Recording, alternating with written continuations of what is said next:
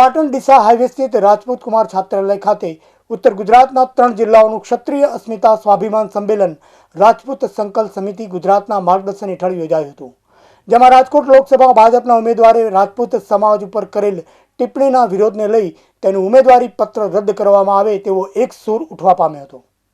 રાજકોટ લોકસભા ભાજપના ઉમેદવાર પુરુષોત્તમ રૂપાલાએ રાજા રજવાડાઓ નિશાન બનાવી ક્ષત્રિય પર કરવામાં આવેલા અભદ્ર ટિપ્પણીના વિરોધમાં સમગ્ર રાજ્યમાં ક્ષત્રિય સમાજ દ્વારા વિરોધ દર્શાવવામાં આવી રહ્યો છે। ત્યારે પાટણ શહેરમાં હવે દાસંગજી રાજપૂત કુમાર છાત્રાલય ખાતે રાજપૂત સંકલન સમિતિ ગુજરાતના માર્ગદર્શન હેઠળ પાટણ, બનાસકાંઠા અને મહેસાણા જિલ્લાના ક્ષત્રિય સમાજનું સ્વાભિમાન સંમેલન યોજાયું હતું। આ પ્રસંગે ઉપસ્થિત સંકલન સમિતિના સભ્યો તેમજ અખિલ ગુજરાત રાજપૂત યુવા સંઘના અગ્રણીઓ દ્વારા આગામી 14મી એપ્રિલે રાજકોટમાં મહાસંમેલન યોજવાનું નક્કી કરવામાં આવ્યું છે, જેમાં રાજપૂત સમાજ સહિત અન્ય સમાજના અગ્રણીઓ પણ જોડાશે, જે સંમેલન ઐતિહાસિક બની રહેશે। વધુમાં પુરુષોત્તમ રૂપાલાની ટિકિટ રદ થાય તેવી ખેલદિલી બતાવીને પોતાની ટિકિટ પાછી ખેંચી લે, જો તેમ નહીં કરે તો જે પરિણામ આવશે તે તેમને ભોગવવું પડશે। આ ઉપરાંત સંકલન સમિતિના પ્રવક્તા પ્રવીણસિંહ ચાવડાએ પુરુષોત્તમ રૂપાલાને દુર્યોધન સાથે સરખાવી વેધક રોષ વ્યક્ત કર્યો હતો। જોયું કે ઉત્તર ગુજરાતની અંદર પ્રથમ ક્ષત્રિય અસ્મિતા સંમેલન યોજવામાં આવ્યું। અમારા લગભગ સૌરાષ્ટ્ર અને કચ્છના સંમેલનો પૂર્ણ થયા છે। 13મી તારીખે અસ્મિતા સંમેલન એ સાબરકાંઠાના ઈડર ખાતે થશે।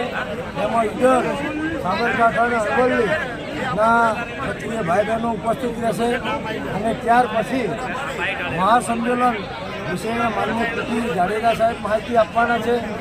આપ જુઓ એ પ્રમાણે કે અમારા સમાજનો જે આક્રોશ છે એ આક્રોશ યથાવત છે અને ખૂબ સંયમપૂર્વક 23 તારીખથી અમારી વાતને મૂકી રહ્યા છીએ।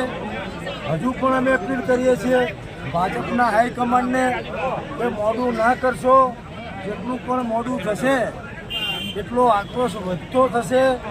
અત્યારે પણ આપ જુઓ કે ગુજરાતના મોટા ભાગના ગામોની અંદર, તાલુકાની અંદર ભાજપના આગેવાનોએ કે કોઈ પણ રાજકીય પક્ષોના આગેવાનોએ જ્યાં સુધી પુરુષોત્તમ રૂપાલાની ટિકિટ રદ ન થાય ત્યાં સુધી ગામમાં પ્રવેશ કરવો નહીં એવા બોર્ડ ગામે ગામ લાગી રહ્યા છે।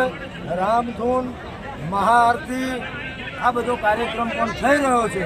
એટલે અમારો ભાગ 1 એ અત્યારે ચાલી રહ્યો છે અને ભાગ 2 જો પુરુષોત્તમ રૂપાલાની ઉમેદવારી રદ નહીં થાય તો અમે જાહેર કરીશું અને આનું નુકસાન ના માત્ર ગુજરાતમાં, ગુજરાતની 26 સીટ તો ખરી પણ હિન્દી ભાષી તમામ રાજ્યોમાં 22 કરોડ ક્ષત્રિયો રહેતા હોવાથી ભારતીય જનતા પાર્ટીને 100% આનું નુકસાન થશે। ધન્યવાદ।